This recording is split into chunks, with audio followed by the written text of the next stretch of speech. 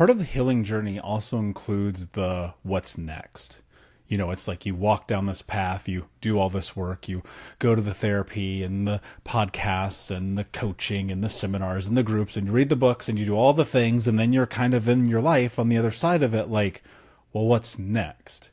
And I don't know about you, but I've certainly been here and been there. And that's why I'm very excited for today's conversation with my great friend Megan, who's going to break down those steps in the journey and the process of like what it means to actually be on the backside of a healing journey. Megan, my friend, thank you so much for being here. Welcome to the show. Thank you so much for having me. It's an honor and a privilege to be here. I'm very much looking forward to this. This is a topic I don't know that we've really dove into at the depth that I think we're going to today. But before we do that, tell folks who are listening why they should listen to today's conversation with us.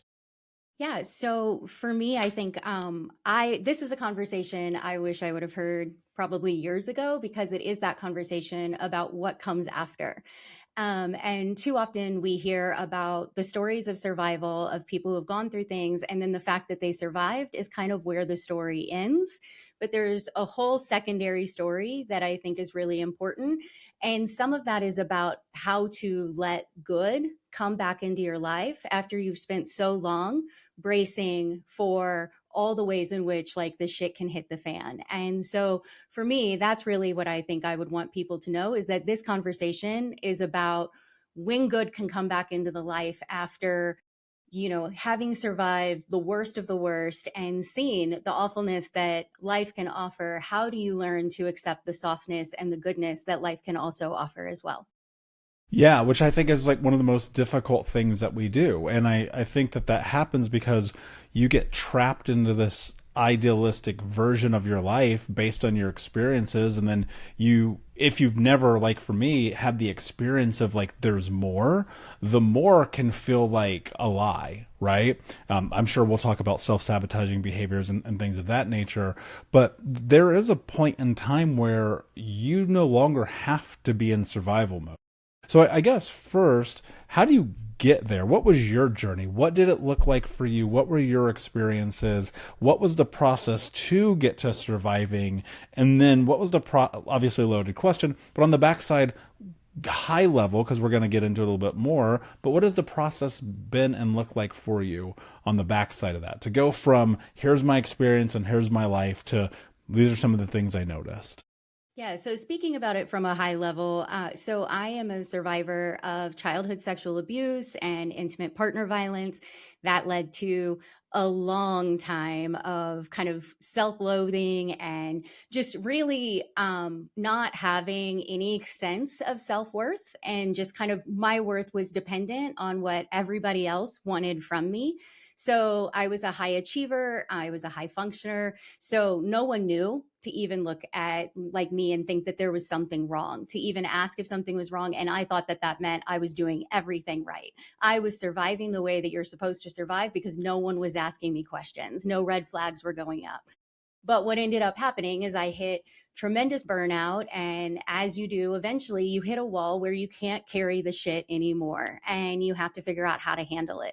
So then I went down that road of kind of healing and going to talk therapy and doing all sorts of other types of therapy. Like once you kind of go down the path, you try numerous, at least my experience has been you try every possible kind of option available to you, just to see what's going to make me feel better. Because the idea is that it had to feel better than it did right now. And I didn't know what better was, but I knew that where I was wasn't sustainable. And I knew that better had to exist. And then what ends up happening is that, at least again for me, is that you have to rebuild self worth, self trust, all from like the basement up.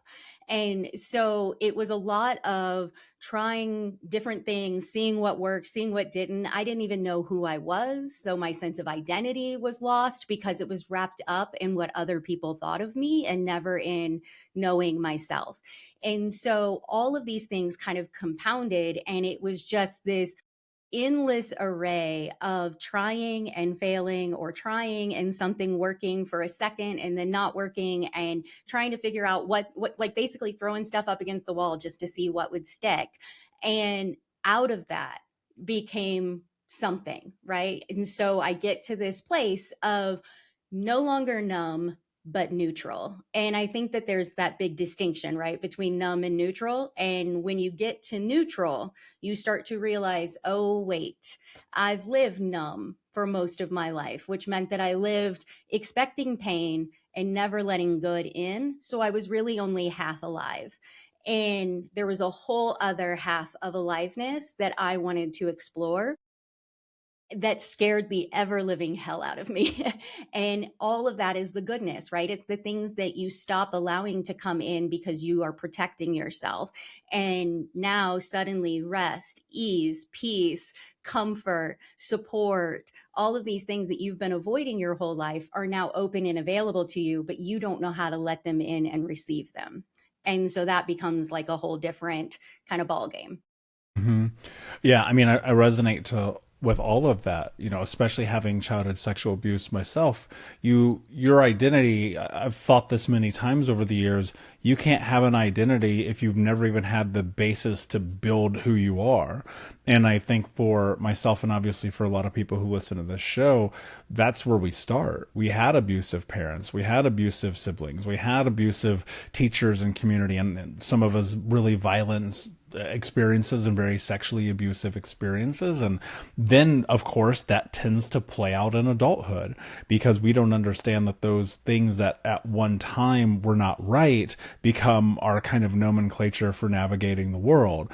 And one of the things that you said that really hit home for me, it was I was trying to, on the backside of so much of this work, you didn't use this word particularly, but allow. Like I was like, I'm allowed to have success. I'm allowed to have happiness. I'm allowed to have joy. I'm allowed to have all of these things.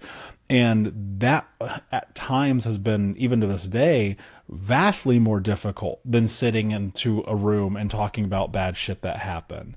And there's also, again, post survivor's guilt that pops up, right? In my neighborhood, a lot of the kids didn't make it out. You know, my family for a long time, they weren't going in a direction like I was going. And I was, you know, there's something crazy about living the life that I've had and then pausing and going, wait a second, maybe it's okay that you have this. And that rebuilding of self, living numb, like, oh my God, like I relate to that so much. And that's not even necessarily just numbing, that's just not feeling. So when you talked about all the things that you tried, for me, same, the myriad, you name it, I tried it. On the backside of it, I tend to stick with what I felt worked. I didn't want to force anything. I didn't want to make anything stick. If it stuck, great. If not, fine. But the hardest thing for me was, and this is a huge thing that you talk about, it was like getting to calm, getting to safety, allowing good things to happen, being in this space of, I mean, I don't know how you can call it other than activating happiness and joy, and getting away from this fear of failure and this fear of trauma and that the next shoe is going to drop.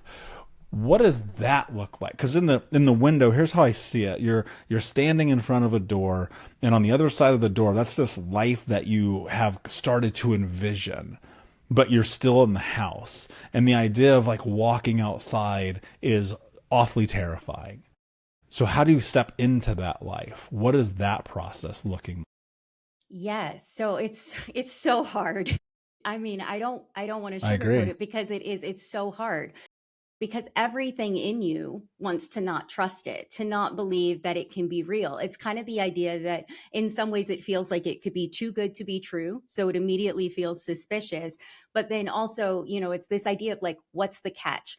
What is this going to cost me? And so there's this kind of logic that we use when we've survived grief, loss, trauma, those kinds of things, where it's like there's a pendulum to the universe, right? And so it's going to, however far it swings into the light, it's going to swing that far back into the shadow.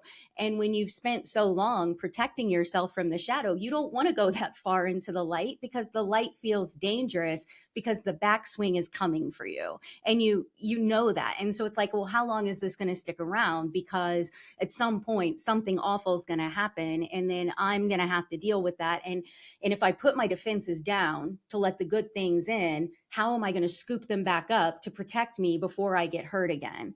And so it's a really hard kind of process. And so I think about it a little bit like Plato's allegory of the cave, right? Like, so looking at like the flames on the cave wall and thinking that that's life and like that's good enough. And you're watching the shapes take place and you think that that's all life is. And then turning around to see that the entrance to the cave is open. You can walk outside, but you're afraid that the sun is going to burn your skin because you've never stepped foot into the light. And so it's about finding, at least for me, it's been about finding these small kind of micro moments. If I go for big joy, as I call it, like the big things, right?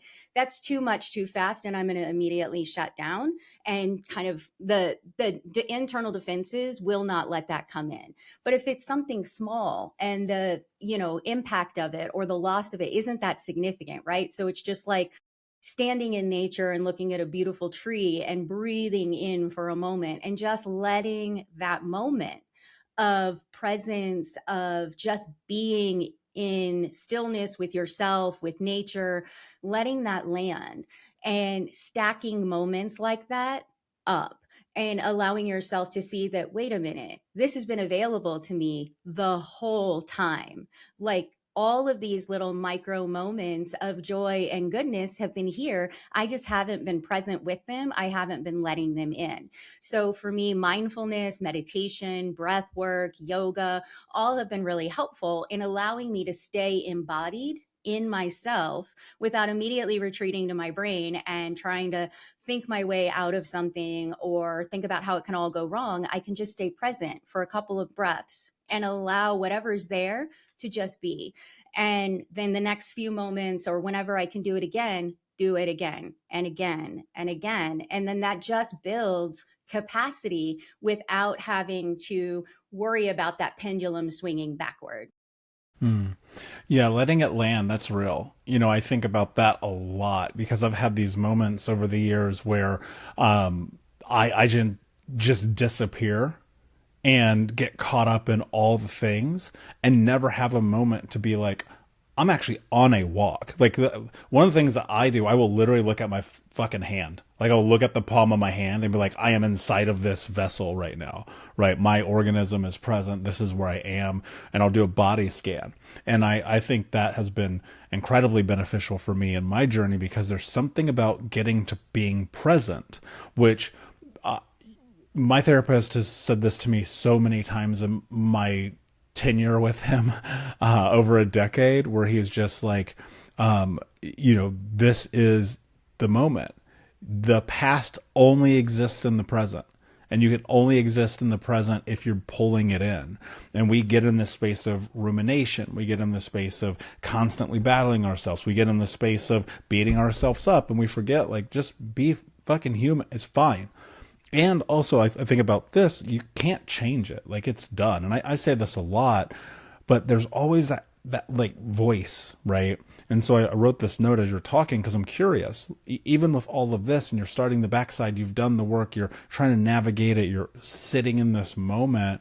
What's the conversation you're having with yourself? Because I know that people are listening and they're like, I hear this, but they're like, that's not for me. I hear this, but you don't know what happened to me. I hear this, but my circumstance, but this, but that. And I think a huge part of this is how you talk to yourself. So I'm curious, like, what has the internal dialogue been like for you as you've navigated the post-traumatic growth, the healing elements of this? Yeah. So, my meditation teacher several years ago told me, she made a statement, be where your feet are. And I've loved that. And so I come back to it. It's kind of a mantra of mine is be where my feet are. And it's the idea that, like your feet, your body obviously is in the present moment. And so the conversation that I have with myself is it starts with that, right? It's a recognition and awareness that, wait a minute, I just left my body. I went backward or I went forward in time, but time is here. Like, right. Like, as you said, the only time that truly exists is the present. And so it's like always this idea of constantly bringing myself back to the present moment where I recognize that the world isn't crashing down. Like things aren't falling down on me right now. I'm envisioning a million worst case scenarios or I'm playing back a million regrets. But in this moment, those things aren't real. And I have spent a lot of time resisting the resistance. And I know that that may not make sense. So let me explain. So we oftentimes resist what's happening in the present moment. Like, it shouldn't be like this. It would be easier if it was like this. Why is it? I wish it could be like this. If it was like this, it would be easier. I could manage it, like whatever. And so we spend a lot of time trying to change what already is. And there came a point where I recognized that I was doing that. I was just cycling and spinning inside my head about I'm trying to constantly change the present moment to manipulate it into a way that it makes me feel the safest I can be. And, and that's obviously a strategy that someone who spent their life trying to be safe would utilize. And so it totally makes sense. I'm not going to shame myself for that. But what I am going to recognize is that resisting what's already here does not change the fact that it's already here. All it does is just create more suffering for me in the moment, because nothing about what is here is going to change because I'm wishing or willing or trying to change it. And so when I can resist my initial kind of like inclination to resist what's here, and I can hold firm and just be like, this is what's here. Do I want to add additional suffering to that? Do I want to make this moment harder on myself? And when I ask myself that, the answer is obviously, well, no. I mean, like, who would want to make a moment harder for themselves? Even if you don't think that you deserve the moment that's sitting in front of you, you don't want to make it harder on yourself, because you have to pull so much more energy and effort to exist in a space where that resistance is present. And so for me, it's about laying down that resistance and saying, okay, what about this moment is okay? If, even though there are things that I sure want to change or that I would like to be different, what about this? Name one thing, find one thing in this moment that's okay. Focus on that instead. Focus on the okayness, not on what I want to change. And that keeps me present in the moment. Yeah, that's so powerful, because you actually only have a limited amount of control in the day to day. And what I'm always trying to navigate is, how do I control the variables at my access, right? The news, for like this morning at the gym, it's just because this came to mind, every screen that had the news on was the most negative thing happening in the world at the moment.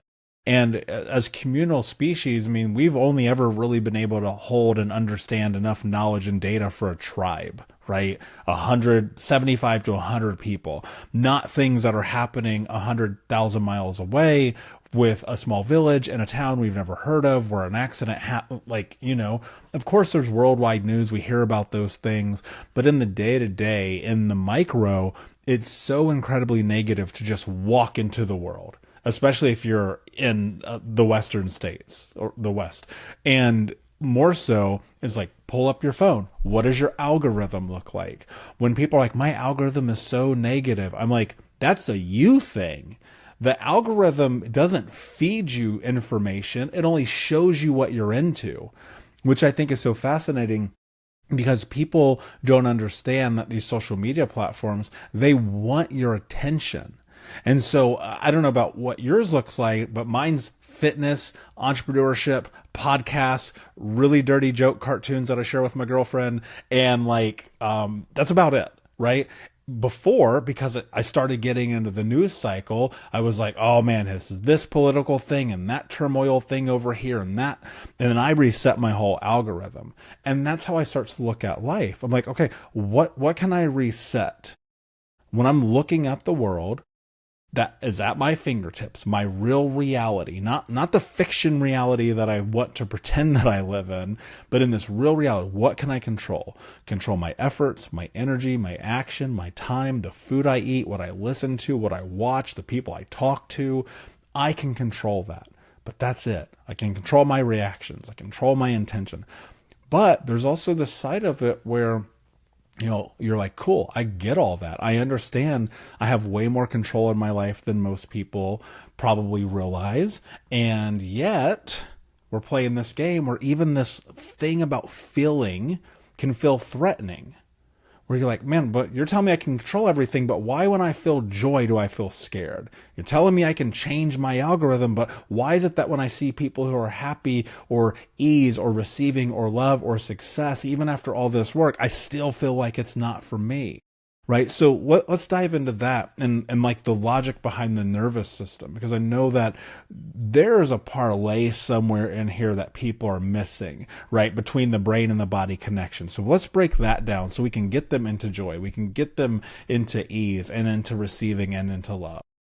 Yeah. So if you grew up kind of in a situation where goodness was associated with vulnerability or exposure. So maybe when you were younger and you were seen in your delight and your joy and your awe, wonder, excitement, whatever, people shunned you. They shut it down, like calm down, stop that, too much. Like, right? And so you got these implicit messages as a child that you were too much or not enough, or like a lot of people, myself included, you felt both messages, I'm too much and not enough, at the exact same time. And so what ends up happening is that you start going, okay, well, my belonging, my sense of existing in this family, in this community, in this friend group, whatever the case might be, my belonging is contingent on me shrinking my joy, my goodness. And maybe it was that people in your world didn't know how to hold the delight and goodness and joy of others. Maybe it was that they didn't know how to hold their own, so they definitely didn't know how to make space for yours. But the message was still the same, is that your delight and goodness is not welcome here. So shrink it down, make it smaller, make everybody else around you more comfortable. And so those messages over and over and over again are what the nervous system took in. And that's how it started to go, okay, well, to be safe here, I have to shrink down. I have to be less. I have to be smaller in this space. I have to be quieter here. I can't be excited when I'm, like whatever. And so all of those messages just at like repeatedly year after year after year, right, coming through reinforced a story that was not real, right? And yes, it was real in the time in which you were there, but it was not real for actual human life, right? And so you learned how to survive in spaces where your joy wasn't maybe as welcome. And then you go out into the world and you assume all spaces are like the one that you were in. Hmm. And maybe you tried to be more joyful in other spaces and the same thing happened. And it just keeps shrinking you down because we couldn't handle it or whatever the case might be. And so then it just becomes, well, goodness equals I'm going to be ostracized. I'm not going to be welcome. I'm not going to belong. And so I'm going to get isolated if I'm authentic and I show up authentically in my goodness. And so then when you try to do that on the other end of healing and you're like, well, no, I want to welcome these things back into my life. I want to be good. I want all of that. It is terrifying because it isn't just about your nervous system being like, oh, okay, we're safe now. It's like, no, no, no, no, no, no, no. Every other time it hasn't been safe. And so you have to show your nervous system that you are not who you were then, that you can hold it a little bit more. You have to show your nervous system that this part of your life is not like that part of your life. And so that's oftentimes for me. I actually talk to my nervous system. So, like when I feel myself getting activated and kind of panicky about, being seen in my goodness, I remind myself very easily, like, this isn't that. This is Hmm. not what I'm experiencing now, is not what I experienced before. And as you kind of talk to your nervous system and repeatedly show it through these micro moments of joy, through these conversations that you have with yourself, you show your nervous system, hey, we can do it a different way and be okay. And then your nervous system will lay down arms, not fully, but slowly and steadily. And as you continue to build that safety within yourself, your nervous system will settle and allow more and more of that to come in because your capacity is there to hold it. And the world isn't crashing down and your belonging is no longer in question. And so safety is built. And so micro moments of joy build our capacity for safety. And then our nervous system, through self trust, will start to slowly settle down and start to recognize that it can allow these things to come in without immediately raising all the alarms. Self-trust is where people get stuck though. And I think that's the one area where most people will start doing this work, and then they're on the path, they're on the journey, maybe they're deep into it, and then boom, identity crisis. Like, this is how I look at it, right? You're like, wow, I'm having an identity crisis. I have no idea who I am, because all I know and all I've ever experienced for the last 10, 15, 20, 30 years is pain and loss and suffering and hurt and shame and all of the most negative experiences that a human could be. And yet on the other side of this journey, I'm healing, but I am having an identity crisis because I actually don't trust myself. I'm doing the things you're telling me to do. And I'm with you. I think that little wins start to build the capacity to have confidence, because the game that I think that we're ultimately playing is getting to the point that you're confident enough to be you. That's how I've figured this. This has been my journey. This is what I've guided thousands of people through in coaching and millions in the podcast. It's like, do whatever is required to get to the point that you believe in yourself. But there's something, and I have to talk about this a lot, that people don't understand, and that's that even though you're walking this path, there is this reality of ownership that is required in order for you to actually become you, to build confidence, to build self-trust. And in that process, you are still going to make mistakes. You are still going to screw up. And it's like, can you get to the place of cultivating responsibility for your experience without shame, without without blame, I should say, and without internalizing this thing about the mistakes that you made? Because it's really interesting. You look at, we will forgive people who get sentenced to death row for killing somebody in a crime of passion, and they did their 30 years, and they come out and they say they're reformed, and they get pardoned by the state, and they go out into the world. Maybe they start a business, maybe they start a podcast, maybe they do whatever the thing is that they do. And we go, wow, what a story of comeback. And you spilled the milk yesterday and you're still beating yourself up. And so I'm like, how do you do that? How do we take responsibility and leave the blame and shame to the side, but not be placating or culpable in our own shit? Because that's what I see. And that's the thing where what I love to do as a coach is get to sit in that moment with people and say, you know what you're doing here is you're actually beating yourself up. You're not taking responsibility. You're just saying, well, this is how I am. So how do we give them more permission to like sit in the ownership and let the other pieces that don't serve them wash away so that they can move into self-trust? It's a really hard kind of space to navigate, right? Because you're kind of building the plane as you're flying it, so to speak, when it comes to identity. And I think that we all have a misconception about our identity. We think that we're supposed to have something fully formed about, oh, I'm supposed to know who I am. No, like your whole life is an exploration into who you are. You are an evolving human, and we forget that we're humans. And like our humanity is in the fact that we grow and we learn and we change and we presented with new information or new beliefs or a new way of doing things, and then eventually maybe those become our beliefs and new ways of doing things, and we adopt it, and then suddenly you like wake up and you're like, oh my god, like 10 years ago I was a totally different person. It doesn't happen overnight. And I think that when people, especially when you are going through, like when you've gone through trauma, you think that like in your healing process, like that's when you're supposed to find out who you are.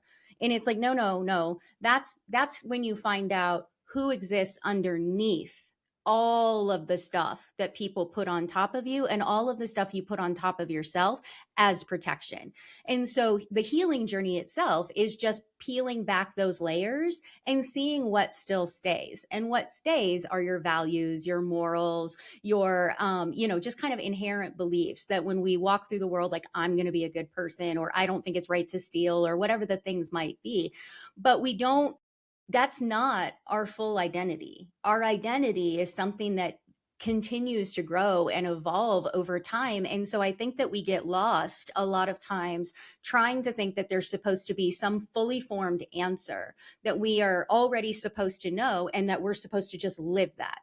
And that's not really it. It is about we are constantly learning and expressing ourselves. And sometimes we try on something and we go, whew, I thought that was going to be me, but that is not me. And, and then you try on something else and you keep going. And it's okay to stumble. And I think that that's the other part of it, is that people think that, like, as we're learning, that every single thing we try is something that we're supposed to be like, yep, I nailed that. Like, even if it's not something that you'd want to kind of carry forward, is that you're supposed to kind of like nail that aspect of like kind of living your life, right? So maybe that's like being seen, right? And allowing yourself out into the world. And maybe it's just taking up a little bit more space without apologizing. And so not immediately, like I used to do, rushing in and immediately wanting to apologize for the fact that, I took up a little bit of verbal space, or I don't know if this is the right answer, but it's like, no, stand behind that. Like, right. But that's hard to do. And so I think that what people kind of like wrap their head around is that, like, before I can try something, I have to know I'm good at it. And there's no way you're going to know you're good at it until you try. And life is just about trying on different aspects of things and saying, well, maybe this is part of who I am. And then recognizing, no, it's not. And then, I'm going to try this and see if it's me. And maybe it is. And maybe that's something that you're like, yeah, okay, I'm going to keep this for a while. And then at some point, maybe you shed it down the line and it becomes something that was part of you and isn't anymore. And that is life. It's about letting experiences flow through you and letting yourself kind of respond to them in whatever way, in whatever capacity that you have. And so in some ways saying, well, this is just how I am, is saying I'm closed off to letting life flow through me. And that's where we run into problems. It's not that, who you are now is the problem. It's that you're thinking that who you are now is who you will always be. Not always, I've said for the better part of a decade, the statement, this is just who I am, is the most dangerous statement in the human lexicon, because that leaves you zero room for anything. And I look at it, I go, well, I was a child who was brutally abused, a score of 10, learning disability, no high school diploma, been in over 100 fights, like been in just all of the worst things that could happen, death and murder and pain and suffering. And that was the leverage for me for a long time. In relationships and friendships with family, pretty much all of my teens and most of my 20s was, nope, this is who I am. And that's so dangerous, right? Because that leaves you nothing to bend. And without flexibility in this journey, you're not going to be able to move into the other parts of this, which is really about the embodiment and the integration. Because if you have no frame to move anything, to hold something new, the second you try to bring it in, again, we're going to be right back into that thing about having an identity crisis. There's no way around it, because the second you're like, oh yeah, I decided I'm going to be healthy and do all these things, blah, blah, blah, you're going to fall off really, really fast. And I think that in my journey, I don't know if this is true for you, but when I started on the other side of this, there was a part of me that every single day I was like, I'm going to go figure this shit out. I don't care. I will do whatever I have to do. And I literally did. I mean, I moved across the country with $500 in my pocket, not a place to live, no vehicle, don't know a soul, because I was like, I'm going to do whatever it takes. And then in that process, I started to be able to have awareness about who I was and the choices that I have. And the embodiment started to happen and the integration started to take place. And then something would happen. And I'd feel like I'd have to recycle the whole fucking process again. And then something would happen to recycle the whole process. And that was it. That was the ebb and flow of it for a really long time, until two things happened that radically transformed my experience. One is I actually started to understand from a scientific standpoint the impact of trauma. like actually understand what it is. And that's how, you know, it's the Bessel van der Kolk books and the Pete Walker books and the Gabor Mate books and, you know, all these guys. And then all of the amazing women of the industry, the Mariel Bouquets, the Caroline Leafs, this podcast, right? Interviewing the greatest minds in the world for almost a decade now. And it's still a process. It's so fucking crazy that it is still a process. And so the reason I was bringing this up, I'm just curious for you, is it still a process? Because this is what I sit in constantly. I try to explain this to people. When you walk into this, whether you're doing coaching with me or you're listening to the podcast or you're reading the book or you're working with Megan or whatever it is, it's like, yo, this shit don't end. Like for a lot of people who maybe they didn't really have a bad fucked up childhood and they go to therapy 4 or 5 times, they're good. I'm unraveling fucking darkness constantly. So I'm just curious for you if that's what that experience is like. 1,000,000%. Absolutely. I had it described to me once, and I thought that this was a beautiful way to kind of describe it, is that like healing is a spiral, right? So you're coming back around to like all of the things that have happened to you, the ways in which you've reoriented your life as a result of what's happened to you, all in an effort to keep yourself safe. And so you keep coming back to like the same things, and you're looking at it every time from a slightly higher vantage point. You're going up the spiral. So you keep circling back around and looking back at it, but you're looking at it with a little bit more height, a little bit fresher eyes, a little bit fresher hands. And so you can see things as that perspective continues to grow and grow and grow. And then as a true spiral does, it widens as you go higher. And so maybe you get a little bit longer before it comes back around again. But it's always going to come back around, because it's just the idea that we have to look at these things and see them, and because there's still things to learn. There's things to learn about ourselves. There's things to learn about the people who hurt us. There's things to learn about just what it means to be a human living in this world. And as you get higher and higher, you can do things like maybe look at yourself with more compassion. Maybe you can look at the people who hurt you a little bit differently. I always say, like, there are things that happen in our lives that are unforgivable, but they can be understandable. Both things can be true at the exact same time. And so I can look at the things that I went through and the ways in which I had to handle all of that as a child on my own, because no one wanted to support me. And I can say that's unforgivable to put on the back of a child, and that had changed everything about the direction in which I live my life. But I can also look at people and I can say, I can understand a little bit about how they got where they got to, but it's not for me to understand it. It's for me to understand how I am where I am.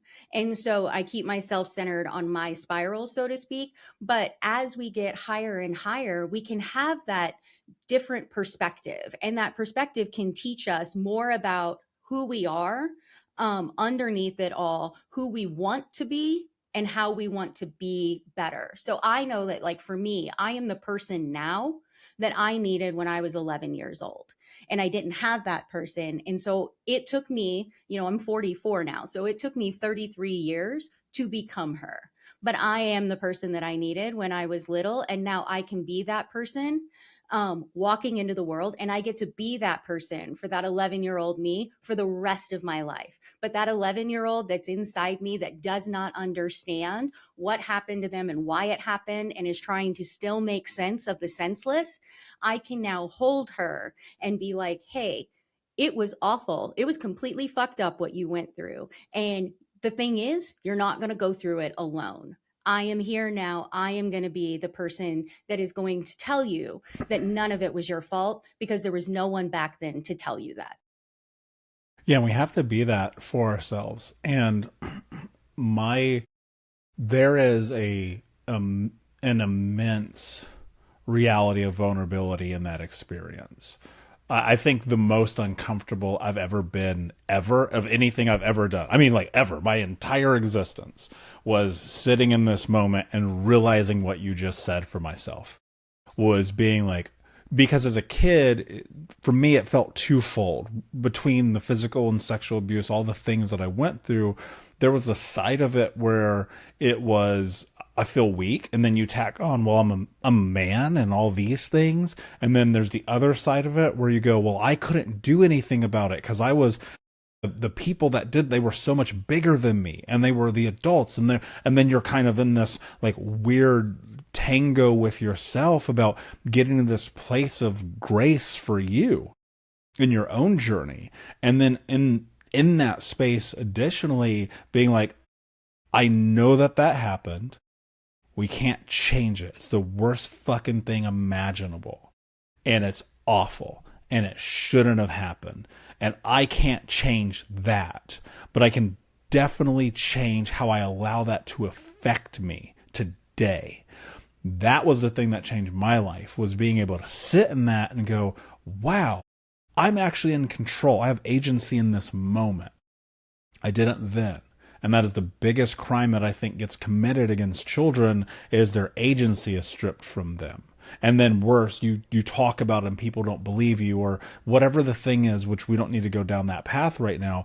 But that's what I always think about. You come out the other side of that, you're 24, 37, 48, 60 years old. If you cannot get to that place, I mean this, if you cannot get to the fucking place in your life where you can say, I am going to hold space to treat the inner child version of me like they are loved and cared for and respected, and additionally have boundaries, because let me tell you what, I didn't have that for a long time, and get to that, that will change your life forever. Yeah, for me, it was the moment. So I spent, God, so long of my life, just decades, hating myself because I would think back to those moments and I would think, I should have done more. I should have fought. I should have ran. I should have done something. And I didn't. And instead, I froze, right? And the thing is that, like, so like you, and I know all about like nervous system responses, right? Fight, flight, freeze, fawn. They all make sense to me. I know we do all of them at different times. I know that in those moments when I was experiencing the worst of the worst, I froze and I blamed myself for that, right? As so many people who experience awfulness do, they blame themselves and be like, I should have done more. But the thing is that I also, what got me to the place that I could hold that 11-year-old me a little differently and not blame her, which is what I was doing as an adult, was blaming a child for what they endured. And instead, what happened for me is that I recognized that that little 11-year-old made the most intelligent choice she could make in the moment. She was too small to fight back, and she was incapable of running. It was literally blocked away from me. So the only choice she had in that moment was to endure. And that is incredible, that an 11-year-old had to make that choice in that moment to endure the worst things that were happening to her. And to do that because all the other options weren't available. And when I could see myself that way and go, oh my God, she had to just literally lay there and take it. Like, holy shit. Like, the gravity of that. How could you blame somebody in that moment when you think about it that way? You see, at least for me, I saw myself so differently because all she was trying to do was just get through the moment when the scary thing was going to end and all the other options were not available. And so that changed everything about how I look at her and how I look back at the ways in which I navigated as an 11-year-old, like the awfulness. And that was my nervous system's preferred method for everything, was to just freeze, was to just endure, to just take it and then go, well, it's going to end eventually. And as an adult, I still to this day will do that. And I can see and feel what it feels like now as an adult to like have to just like be like frozen, want to go and do something, and my entire body just not cooperate, not let me move, right? And it's because that was a system that worked, that kept 11-year-old me safe and has been going on forever. And I don't know, I can look at myself with so much more compassion because of it. And that inner healing work with that little version of me has, that has it just accelerated getting me to this point in my healing journey where I can now talk about it without collapsing. I can, Hmm. I can breathe as I talk about it, which before I would never have been able to do. I can understand myself so much more and have so much respect and reverence for a tiny human who was left alone to navigate something that was so scary that she didn't know what to do. Hmm. Yeah, I mean that's so. I mean, I resonate with all of that, and the respect piece is such a big part of it. And I don't know about you, but because of the things I went to in my late teens and 20s, yo, if you were alive and breathing, I'm like, let's have sex, let's build a connection, let me feel love from you for a micro moment until an orgasm, and then on the backside of it, I'm sitting there like, I can't believe I've done this again. And so much of the work has been moving towards respect, like for myself, because if you don't respect yourself, you will not respect other people. And I think people always have that backwards, where they're like, respect is given. I'm like, no, no, no, respect is earned. I'm sorry, I hate to break it to you. You got to earn your own respect. Now, people by nature may allot you respect because that's how we are as humans. But what happens the first time that you break that? It's gone, right? And for you, if you're always earning your respect, I mean, it's dumb shit too. It's like, did I brush my teeth today? Did I write the blog post I said I was going to write? Did I go to the gym when I said I was going to go to the gym? Did I show up to therapy? Did I do the things I said I was going to do? Because I can tell you, and I've shared this publicly on this show over the years, nothing, I mean, nothing on planet Earth brings me more joy than ordering pizza, playing video games, eating gummy bears, watching porn, hooking up with some stranger, getting shit-faced drunk, hanging out with people that bring no value to my life, driving too fast on the highway, and rinse and repeating it again every single day. Why? Because, like, just like everyone who has experienced trauma, like, there's something great about numbing reality. But when you sit in that, you show me that, I'll show you the outcome of your life. And that is an experience that you're going to die with regret. And I just think if you can step into respect, whatever that means for you, because it's going to be different. We all have a different journey. Respect for you might be like taking a day off, right? Respect for you might be a myriad of things. I have no idea. But what I do know, it's like moving to that place in your adulthood where you're like, these things don't serve me. That is, for me, 8 years old, that was 8-year-old me needing to numb the deepest sense of suffering imaginable. Being homeless at 8, dealing with the things I did within strangers' houses, all the things that happened, watching friends die, like all that shit, like we gotta numb it. But numbing doesn't serve you. It does not change your life. It does not make your life better. Only respect does. And only respect for yourself. So I'm curious for you. I'll add this one last piece before I ask the question because I think context matters. I didn't know how to respect myself in the beginning. I needed to hire people to teach me because I didn't have parents who respected themselves. I didn't have a community that respected themselves. I had no one around me. And so this journey of getting to that was sitting in spaces with coaches, with therapists, with groups, with men's groups, with you name it, I did it just so I could get an ideal understanding about what it means to give a shit about yourself. And so I'm curious for you, what did that look like for you? Because I think before you can even get to all the things we just talked about, you got to get here first. Yeah, I think I tried to build my sense of self and self-respect through achievement, through output, right? So the more that I mean, like, so my kind of philosophy was, you're not going to know I exist unless I'm achieving. And then other than that, like, I'm going to disappear. I'm going to fade into the wallpaper, so to speak.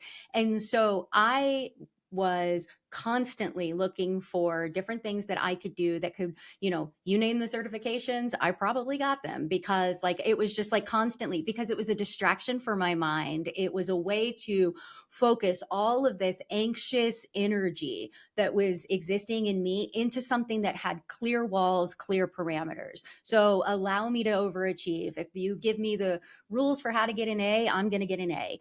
And you want it on Tuesday, I'm going to have it to you the Friday before kind of situation. I was always, everything was urgent. Everything was, if it wasn't an emergency, like kind of urgency kind of situation happening inside me, it didn't get done. And so I just disappeared into achievement. And also, achievement became the shield that kept people from asking, "Hey, are you okay?" Because no one's going to ask that to the person who's always getting, gold stars and doing the shit Yep. that she needed to be doing, right? And so, the highest achievement I could get, I did. So, I was the first person in my family to get a degree, to go to college and get a degree. But I didn't stop there. I went ahead and I got 2 undergraduate degrees, a master's degree. I went on toward my doctorate, did everything except the dissertation, because by that point I'd started to burn myself out. And then I added in all of these, certifications and everything that you could imagine. And it was just like, keep busy, because idle hands are the devil's playground, so to speak. And so I never wanted to take an opportunity to look inward. And so as long as I kept looking outward and as long as I kept getting rewarded for that, I never had to do the internal work until it all came crashing down on me. And then when it crashed down on me and I had to like kind of go inward, the first thing that I realized is that I don't want to do this anymore. I don't want to constantly be pushing myself to always be more, to always be better, because yes, it is good to have goals, but I along the way never learned how to rest. I never learned how to breathe. I never learned how to be with myself. And so I had to learn how to do that. I had to learn how to just sit with myself, which meant meditation, for example, was an absolute fucking nightmare. I Mm-hmm. hated meditation. I hated it because my mind would just spin and I would think, oh my God, I'm supposed to be doing this a certain way. I'm not doing it right. What am I supposed to do? Oh my God. And then the 30 minutes or the 15 minutes or whatever would be up. And I would be like, well, I don't feel any better. I don't understand what's going on here. And I just had people, like you said, being in spaces saying, no, that's normal. That is normal. Keep going. Keep going. And when someone normalizes that your experience of like whatever it is, like that energy, that chaos that's happening in you, when someone normalizes that for you for the first time ever, it is the most incredible breath of relief to be like, oh my God, I'm not broken. I'm not so fucked up that I am, too far gone and that this is as good as it's going to get. And people would tell me their stories. And so listening to the stories of people who had done the work, who had gone on ahead and said, no, all of this is normal. What you're going through, I've been there, or I resonate with that, or that feels familiar. You see the through line, and then you suddenly start to go, oh, I'm not an anomaly. I'm not nature's mistake. I am just like every other human that's gone through all of this. And that means that if all of these other people who have gone before me and have done this work are now showing that they can get to the other side, so can I. And that was the most unbelievably relieving feeling. And so, just like you said, being in those spaces and being surrounded by people who have done this work and can tell you how normal it is just so, so relieving. Hmm. I'm so curious. This is kind of a very me kind of question because as the prototypical overachiever, being on billboards in Times Square, writing 4 books, this podcast, coaching thousands of people, all the things, finding that space for rest was always my Achilles heel. Like I burned myself out 3 times, put myself in the hospital twice in the last 12-ish years, right? It was just like, I've got to go next stage, next city, next thing. And as many people know who've listened to this show, we sparingly released for the last 18 months because I was like, I got to reset. this is bad. So I went and did my thing. And now that I'm back, I have implemented systems into my life that force the break. Like because I have to, because I'm gonna fucking die if I keep doing what I was doing, like literally. And I realized that there was a sense of shame and guilt about taking time off, because in the home that I grew up in, rest is not allowed. You are not allowed. That is not a thing. And so I realized, like, the simple things that bring me joy, I had to go and find them and allow them to exist and not make them something that was a parallel to success. Because my brain is like, I'm going to go pick up this hobby, then I'm going to be the best in the world. Right. And I'm like, that doesn't fucking serve you. So I'm curious, what did you personally replace accomplishment with? So for me, it's still an ongoing thing. I'm not gonna lie, because Yeah, totally. I very much have that same idea of like, oh, if I'm gonna do something, I'm gonna fucking go all in, and now I'm gonna be the best there is at it, and that's just how it's gonna be. And in some ways, I love that about myself, right? I don't want to lose that. I don't want to lose that drive to be the best, but it's about orienting yourself and realizing you can't be the best at everything. You just can't. Like, right? Like, we can all talk about like that, and like that sounds great, and all of that, but we can't be. It's just not physically sustainable. Like you said, you're going to burn yourself out if you do. And I grew up in a place where rest was associated with lazy. If you were just chilling out, you were lazy. What the fuck are you doing? You get to work. There's something that you need to go do to make yourself better. And and I think that healing can also fall into that trap too, right? Like, where we're constantly trying to heal ourselves, make ourselves better, always, always, always, always, that we don't actually just stop and breathe. And this is where mindfulness for me has really been the key, right? Is that present moment. And I resisted the present moment with everything in me, because it was like, well, what am I supposed to be doing in this moment? Don't I need to be doing something? And it's like, no, you already are. Like, you exist, you're breathing. Like, in mindfulness, like when you are being mindful, you can work and be mindful. You can have conversations and be mindful. You can, take a walk and be mindful. You can eat and be mindful. All of the things, right? We can exist in our life. And that's what I realized achievement was doing, was taking me out of my life, because I was constantly focused on this end goal. What does it take to get the A? What does it take to be the best at something? So I was always looking at the finish line and never looking at where my feet were to actually enjoy the ride, so to speak. And so stepping back and sitting in that stillness, as hard as that was the absolute best thing I could have done for myself, because I learned how to rest. I learned that rest isn't just a reward that we get when we get to the end of the race. Rest is what makes the race manageable, because our nervous system needs to come down from continuous states of activation in order to be able to find that activation again. And so after experiencing my own level of burnout, where I was crashing and everything felt like it was falling apart, and I didn't know who I was when I wasn't achieving, I had to ask myself, well, who do I want to be if I'm Hmm. not achieving? And that question changed things for me, because when I stopped saying like, well, who, like, I'm the achiever, and I started to say, well, who am I if I'm not that? And I started to make room for possibility. And that allowed other options that maybe I never would have seen, because I was so focused on achievement. It allowed me to see all the other possibilities that exist, and that I can be someone who can just sit on the floor and play with their dog. And that's not, like, that's okay. Like, that's not wrong.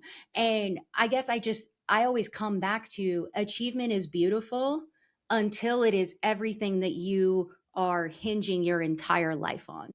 And Hmm. when you are saying, I am nothing if I don't achieve, you've missed the boat somewhere, right? And so it's like, that's the point in which you step back and you look at it and you go, wait a minute, can I still achieve and rest? Can I still achieve and be kind to myself and be gentle with myself and be present in the moment and exist where my life is happening and be where my feet are, and achievement still happen?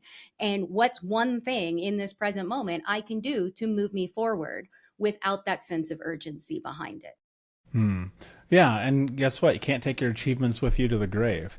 And this is not a meism. I heard Alex Hormozy say this. I'm sure he's not the first person ever to say it, but he was like, name your great great grandfather. I was like, you can't.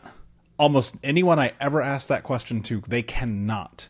And so you think about it. I mean, you have your outliers, sure. People remember the Rockefellers, they'll remember Elon Musk. Great. Those are once in a lifetime people.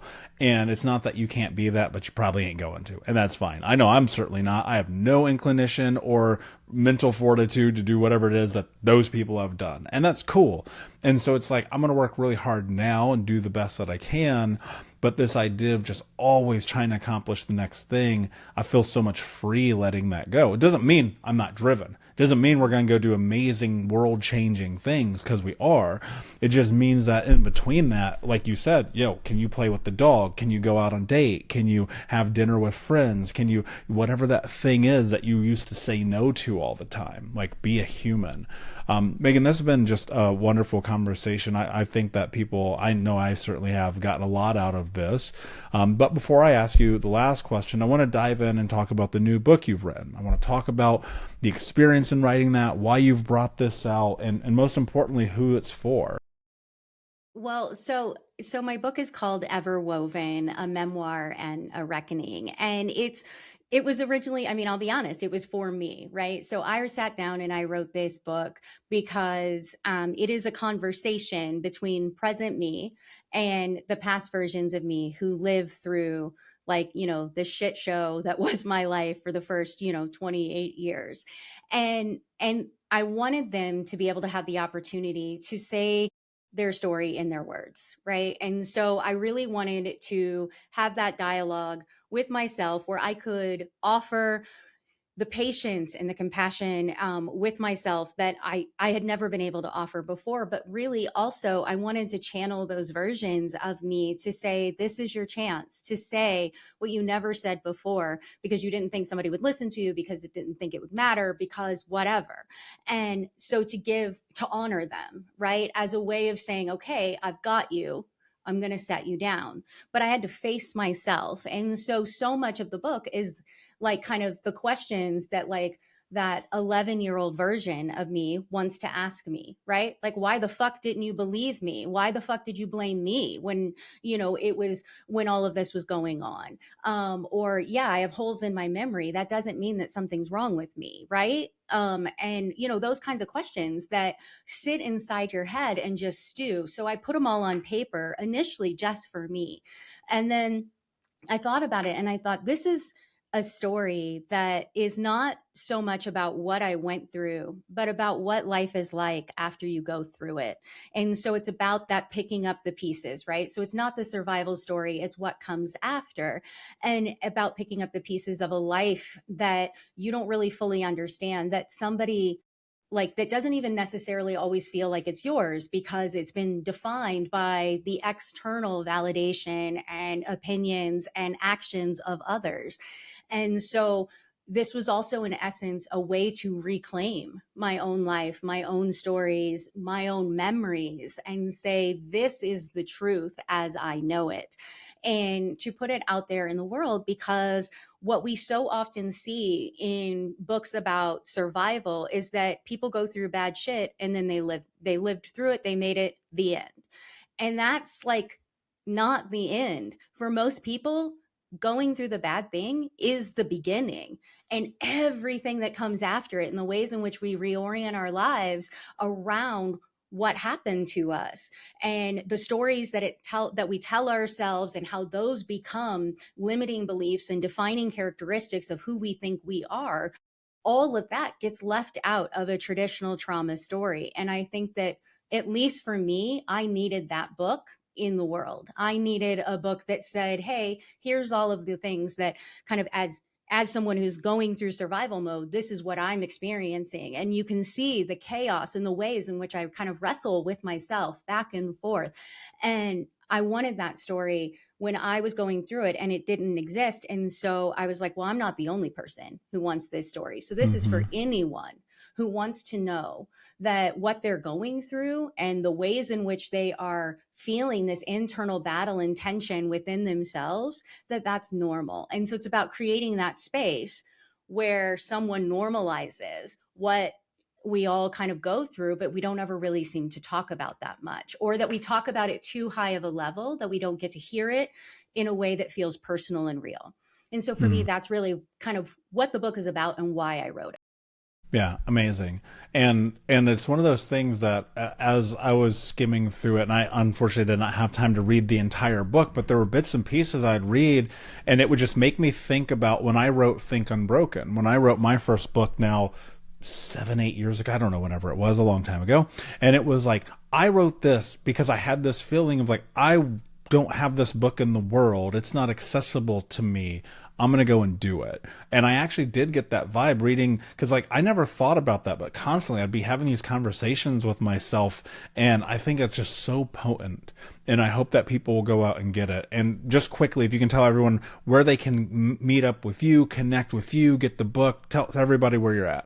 Yeah, so the book is available on Amazon. It's called Everwoven, and then it's also available on IndieBound. Which, so if you like to buy from a local independent bookstore, you can get it through IndieBound and then pick it up at your bookstore. It's also available at Barnes and Noble. So kind of all the big major retailers here in the U.S. You can find it and get it ordered. And then there's an audiobook and Kindle version as well.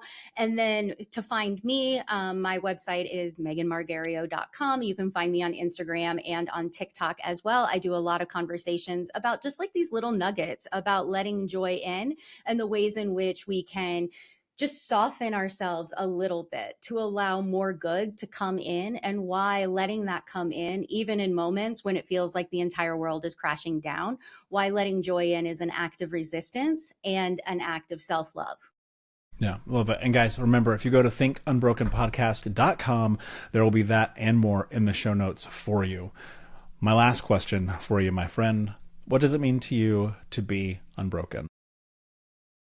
It's possibility, I think, is the single most important way to think about it, is that you have an endless array of options available to you. When you are unbroken, you are not, you are like kind of, to use an image like the phoenix, right? Rising out of the ashes. You have the ability to control your life. Unbroken means sovereign.